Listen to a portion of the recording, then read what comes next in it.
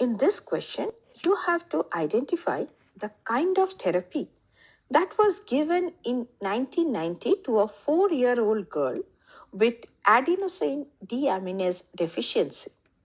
Option A, immunotherapy. It is incorrect because immunotherapy involves enhancing or suppressing the immune system to fight diseases like cancer or autoimmune disorder. Now we know that ADA deficiency affects the immune system, but it is a genetic disorder and immunotherapy is not primarily aimed to correct the genetic disorder.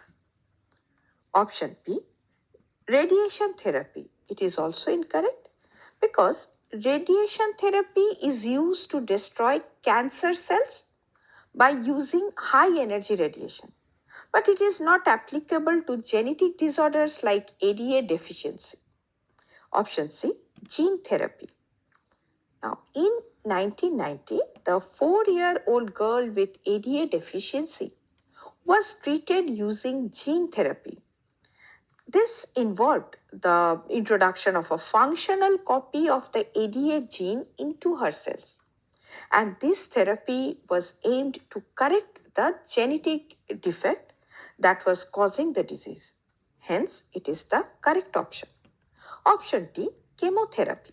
It is also incorrect because it is used to kill or slow the growth of rapidly dividing cells, such as in cancer treatment.